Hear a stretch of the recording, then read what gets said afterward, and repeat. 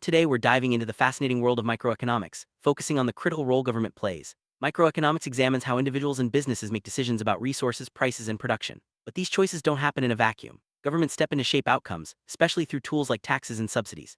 These interventions can influence everything from the price of your morning coffee to the wages you earn. In this video, we'll explore how and why governments use taxes and subsidies and what impact these policies have on markets, consumers, and producers. Let's get started by understanding the basics of government intervention.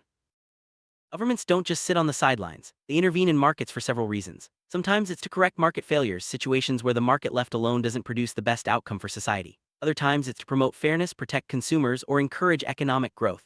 Taxes and subsidies are two of the main tools governments use to influence market behavior. By understanding these tools, we can better appreciate the delicate balance between free markets and government regulation. Next, let's look at what taxes are and how they work in microeconomics. Taxes are mandatory payments that individuals and businesses must make to the government. These payments fund public services like roads, schools, and healthcare. In microeconomics, taxes can be placed on goods, services, income, or profits. When a tax is imposed, it usually raises the price of the taxed item, which can reduce demand or supply depending on who bears the burden. Taxes are a powerful way for governments to influence market outcomes, discourage harmful activities, or raise revenue for public projects. Now let's see how taxes actually affect supply and demand. When the government places a tax on a product, it increases the cost of producing or selling that product. For example, if there's a tax on gasoline, gas stations may raise their prices to cover the extra cost. This can lead to a decrease in the quantity supplied, as some producers may find it less profitable to sell at higher costs. The result: higher prices for consumers and potentially less of the product available in the market. This is a classic example of how taxes can shift the supply curve upward, impacting both sellers and buyers. Taxes can also affect demand. When a tax is added to a product, the final price paid by consumers goes up. Higher prices often lead to lower demand, as some buyers may decide the product is too expensive. For instance, a tax on sugary drinks might discourage people from buying soda. This is one way governments can use taxes to influence consumer behavior, especially when it comes to products that may have negative health or environmental effects.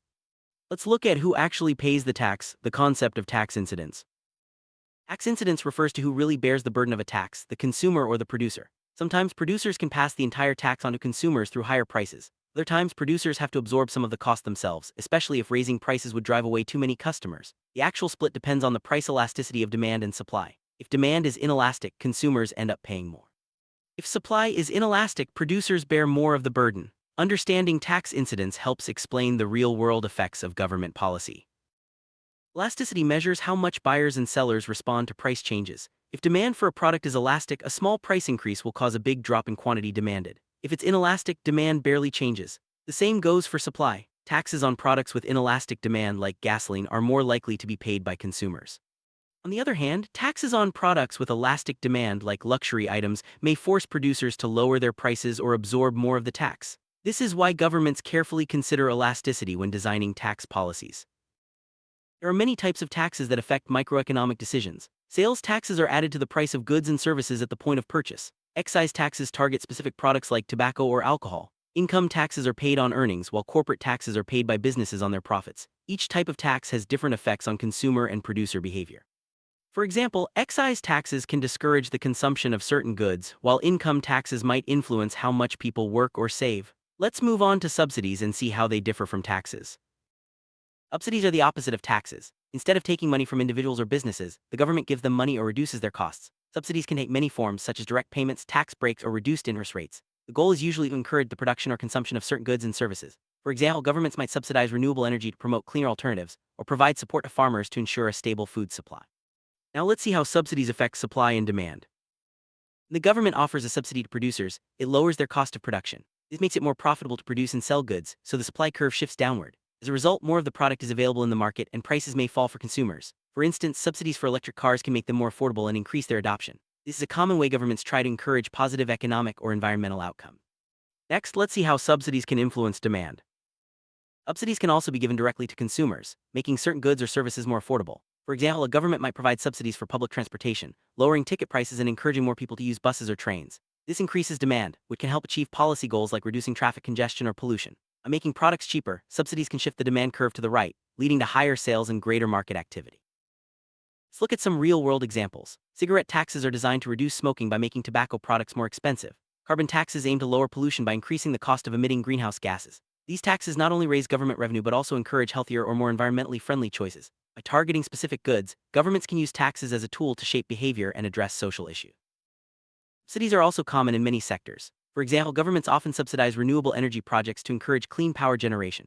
Agricultural subsidies help farmers manage risks and keep food prices stable. Education subsidies like student grants or loans make higher education more accessible. These examples show how subsidies can support important social and economic goals by making certain activities more attractive or affordable. While taxes can help achieve policy goals, they can also reduce market efficiency. When taxes increase prices, they can lead to fewer transactions and less overall economic activity. This is known as deadweight loss, a loss of economic value that isn't offset by government revenue. Policymakers must weigh the benefits of taxes against these potential costs. The challenge is to design tax systems that minimize inefficiency while achieving social objectives. Subsidies can also affect market efficiency, but in different ways. While they can encourage beneficial activities, excessive subsidies may lead to overproduction or waste. For example, too much support for certain crops can result in surplus food that goes unsold. Policymakers need to balance the positive effects of subsidies with the risk of distorting market signals. The goal is to support important sectors without creating inefficiency or dependency. One reason governments use taxes and subsidies is to promote equity and fairness. Progressive taxes, for example, require higher earners to pay a larger share of their income, helping to reduce income inequality. Subsidies can be targeted to help low-income families afford essentials like food, housing, or healthcare. By redistributing resources, governments can create a more just society and ensure that everyone has access to basic needs. Taxes and subsidies are often used to address externalities, costs or benefits that affect people outside a transaction. For example, pollution from a factory can harm nearby residents. A tax on pollution forces the factory to pay for the damage, encouraging cleaner production.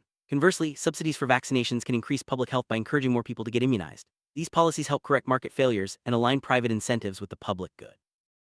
Governments use tax revenue to provide public goods and services, things like roads, parks, and national defense that benefit everyone. These goods are often underprovided by the market because it's hard to exclude non-payers. By collecting taxes, governments can fund these essential services and ensure they're available to all. Subsidies can also support public goods, such as grants for scientific research or the arts. Key challenge for policymakers is balancing efficiency and equity. Too much taxation can stifle economic growth, while too little can leave important needs unmet. Similarly, subsidies must be carefully targeted to avoid waste. The best policies find a middle ground, promoting fairness without sacrificing productivity. This balancing act is at the heart of government's role in microeconomics. Even well-intentioned taxes and subsidies can have unintended consequences. For example, high taxes on businesses might encourage them to relocate to other countries. Subsidies for fossil fuels can increase pollution if not carefully managed. Policymakers must anticipate these effects and adjust policies as needed. Ongoing evaluation and flexibility are essential for effective government intervention. Implementing taxes and subsidies isn't free. Governments must spend money to collect taxes, monitor compliance, and distribute subsidies. These administrative costs can reduce the net benefits of policy interventions. Efficient systems and clear rules help minimize these costs, ensuring that more resources go toward achieving policy goals rather than bureaucracy. Taxes and subsidies are often shaped by political factors. Interest groups, public opinion, and election cycles can all influence policy decisions. Sometimes policies are designed to benefit certain industries or groups, even if they're not the most efficient or fair. Understanding the political context helps explain why some taxes and subsidies exist and why they can be hard to change. In a globalized world, taxes and subsidies can have international effects. For example, subsidies for domestic industries can lead to trade disputes or retaliation from other countries. Tax policies can influence where companies choose to operate. International cooperation and agreements are sometimes needed to manage these cross-border impacts and ensure fair competition. Taxes and subsidies can have dynamic effects over time. For example, a new tax might initially reduce demand, but consumers and producers may adjust their behavior in the long run. Similarly, subsidies can encourage innovation or investment in new technologies. Policymakers must consider both short-term and long-term impacts when designing interventions.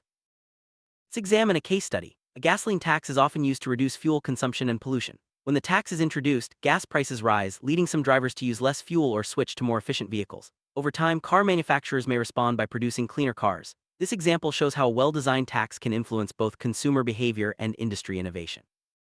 Now consider a renewable energy subsidy. By lowering the cost of solar panels or wind turbines, the government makes clean energy more competitive with fossil fuels. This encourages investment in green technology, creates jobs, and reduces emissions. Over time, the industry grows and costs fall further, making clean energy more accessible to everyone. This case highlights the positive feedback loop subsidies can create.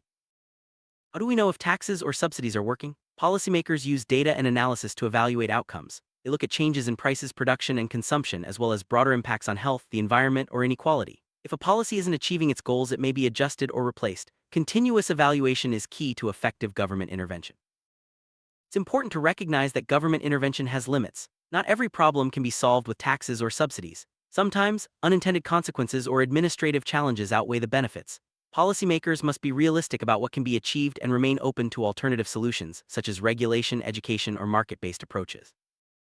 Looking ahead, the role of government in microeconomics will continue to evolve. New challenges like climate change, technological disruption, and global inequality require innovative policy responses. Taxes and subsidies will remain important tools, but they must be adapted to changing circumstances. Ongoing research and public debate will shape the future of government intervention. Sum up, government plays a vital role in microeconomics through taxes and subsidies. These tools help correct market failures, promote fairness, and achieve social goals. However, they must be carefully designed and evaluated to avoid inefficiency and unintended consequences. By understanding how taxes and subsidies work, we can better appreciate the complex relationship between markets and government, and the impact these policies have on our daily lives.